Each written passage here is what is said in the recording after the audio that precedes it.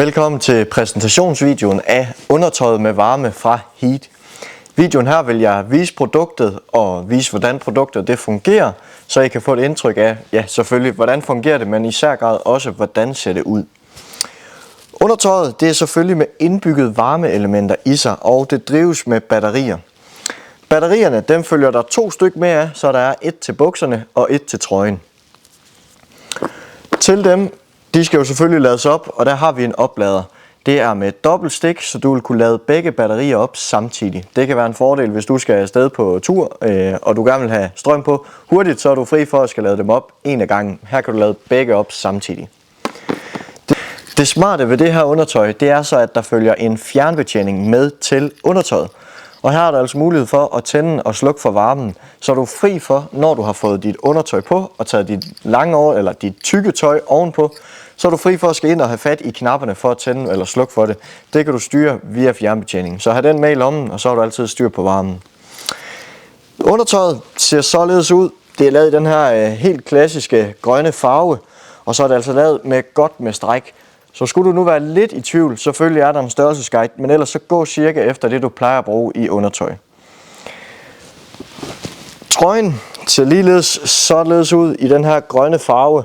Indvendigt der har det sådan en lækker fleeceforing, sådan at det er dejligt behageligt at have på kroppen.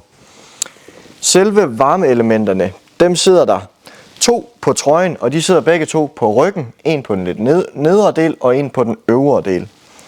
Og på bukserne, der sidder der en her i toppen på den øvre del, som vil ramme selve bunden af maven.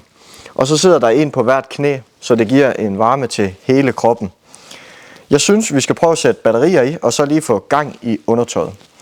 Der er ved begge 2 en lille lynlås lomme, hvor du placerer batteriet. Sætter vi bare lige fast der. Og så skal vi lige finde på trøjen. Den var her. Har vi lommen herover. Sætter vi batteriet hertil. Sådan. Og på bukserne der har vi knappen her. Lad os lige finde den på trøjen. Hvor havde jeg fået den hen? Den var dernede. Den sidder her ved hånden.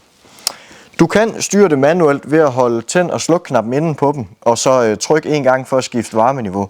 Men jeg vil anbefale dig at bruge fjernbetjeningen, som følger med.